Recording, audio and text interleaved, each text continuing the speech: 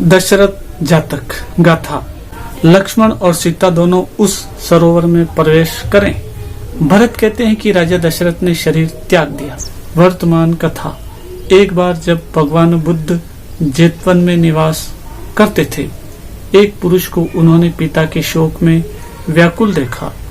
उन्होंने अपने मन में सोचा कि उपदेश देने के लिए यही समय उपयुक्त है और एक शिष्य को साथ लेकर उसके घर गए। वहां उन्होंने उससे उसके दुख का कारण पूछा। उसने कहा, मेरा पिता मुझसे बहुत ही स्नेह रखता था। उसके न रहने से अब इस संसार में मुझे कुछ भी अच्छा नहीं लगता। भगवान ने कहा, हे भाई, तुम इसलिए दुखी हो क्योंकि तुम्हें सुख दुख, जन्म मृत्यु आदि का रहस्य नहीं मालूम। प्राचीन काल में जो लोग शरीर की 8 अवस्थाओं से परिचित होते थे, वे इस प्रकार दुखी नहीं होते थे। उस आदमी के आग्रह करने पर भगवान ने ये कथा उसे उसी समय सुनाई। अतीत कथा। एक बार बनारस में दशरथ नामक एक प्रसिद्ध राजा राज्य करते थे। उन्होंने पाप के मार्ग का त्याग कर दिया था और पवित्र जीवन व्यतीत करते थे। उनके रनिवास में 16,000 रानियां थीं। प्रधान महिषी से उन्हें राम और लक्ष्मण के 2 पुत्र तथा सीता नाम की एक कन्या उत्पन्न हुई। प्रधान महिषी का देहांत हो जाने पर उसके स्थान पर दूसरी रानी ने उस पद का भार संभाल लिया। इसी रानी से भी राजा को भरत नामक एक पुत्र प्राप्त हुआ। राम विद्या, गुण और शील में असाधारण व्यक्ति थे। इसी से लोग उन्हें राम पंडित भी कहा करते थे। तीनों भाइयों और सीता में परस्पर स्नेह था और वे एक दूसरे के लिए त्याग करने को सदा तैयार रहते थे। एक बार नई पटरानी से प्रसन्न होकर राजा दशरथ ने उससे वरदान मांगने को कहा। इस पर उसने कहा, समय आने पर मांग लूंगी। एक दिन राजा को प्रसन्न देख रानी ने कहा, आपने मुझे वरदान देने का वचन दिया था ना? राजा ने कहा, हाँ हाँ, जब तुम्हारा जी चाहे मांग सकती है। रानी ने साहस करके कहा, तो फिर मेरे पुत्र को अपना उत्तराधिकारी घोषित कर दीजिए ना। राजा उसकी बात सुनकर सन्न रह गया। उन्हें उससे घृणा हो गई। उन्होंने उसे क्रोधपूर्ण नेत्रों से देखा और कहा, हट काली नागिन, मेरे सामने से दूर हो। रानी चुपचाप चली गई, परंतु वह भी अपनी बात पर डटी रही और बार बार राजा से वरदान मांगती रही। राजा ने दुखी होकर कहा, मेरे लिए दोनों बड़े पुत्र अग्नि के समान तेजस्वी हैं।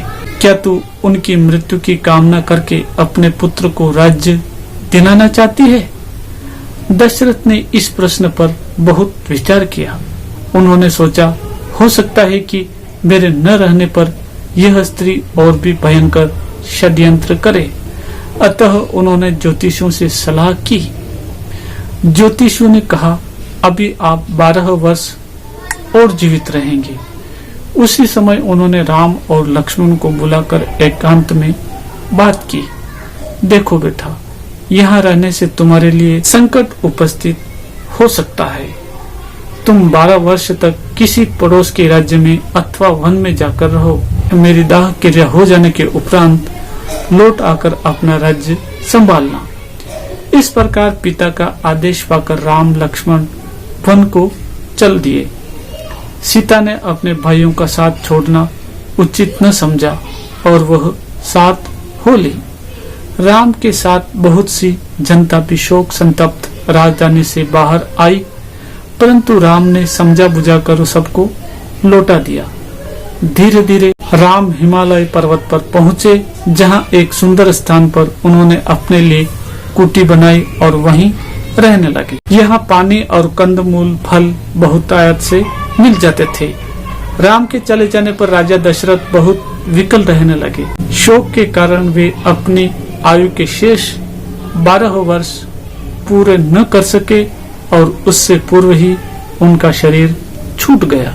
राजा का अंतिम संस्कार हो चुकने पर रानी ने आदेश दिया कि भरत का राज्याभिषेक संपन्न हो, परंतु प्रजा ने कहा, नहीं, छत्र धारण करने वाले तो वनों में निवास कर रहे हैं।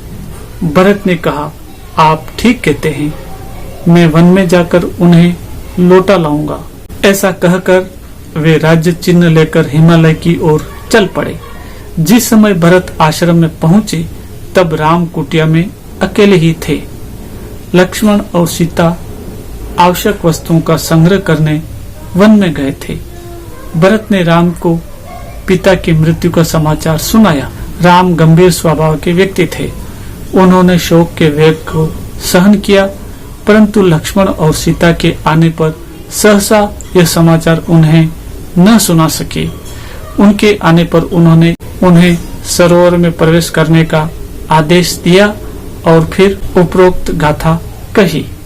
इस दुखद समाचार को सुन लक्ष्मण और सीता मूर्छित हो गए। लोगों ने उन्हें सरोवर से निकालकर चैतन्य किया। भरत को इस बात पर बड़ा आश्चर्य हुआ कि पिता की मृत्यु समाचार ने राम को थोड़ा भी विचलित नहीं किया। उन्होंने साहस करके राम से पूछा। राम ने धैर्य पूर्वक ये गाथाएं कही। जब मनुष्य जोर जोर से रोकर भी किसी को बचा नहीं सकता, तो बुद्धिमान उसके लिए अपने मन को दुखी क्यों करे। कम आयु वाले बच्चे, वयस्क, बूढ़े, मूर्ख, विद्वान, धनी और निर्धन, सबका अंत निश्चित है। इनमें से प्रत्येक को मरना होता है। जैसे पके हुए फल का डाल से गिरना निश्चित है, इसी प्रकार सब प्राणियों के लिए मृत्यु भी सुनिश्चित है। अतः बुद्धिमानों का कर्तव्य है कि अपने साथियों की भोजन आदि की व्यवस्था करें, उनकी रक्षा करें, उनकी आवश्यकता अनुसार उन्हें दें और जो बचे उसे सुरक्षित रखें। राम पंडित का उपदेश सुनकर लोगों का शोक कम हुआ। इसके पश्चात भरत ने पिता का राज्य राम को समर्पित करते हुए कहा, लक्ष्मण और सीता सहित आप इसे संभाले। परंतु राम ने कहा, पिता के आदेशानुसार मैं 12 वर्ष से पूर्ण राज्य नहीं ले सकता, परंतु तब तक राज्य की देखरेख कौन करेगा। भरत ने फिर प्रश्न किया। राम ने कहा, ठीक है, मैं उसका प्रबंध किए देता हूँ। ऐसा कहकर उन्होंने अपने खड़ाऊ भरत को देते हुए कहा, तब तक ये पादुकाएं काम संभालेंगी। राम की पादुकाएं लेकर भरत काशी लौट आए और उन्हें सिंहासन पर प्रतिष्ठित कर दिया। जब किसी मामले पर विचार होता था तो पादुकाएं निर्णय देती थीं।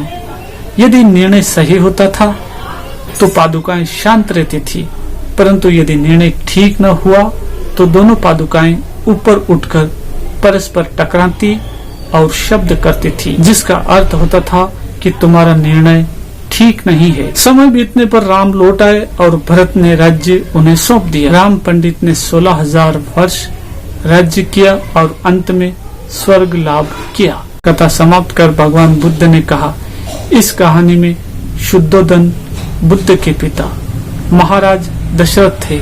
महामाया प्रधान महिषी राम की माँ थी। राहुल की माँ सीता थी। आनंद भरत था और राम तो में स्वयं ही था।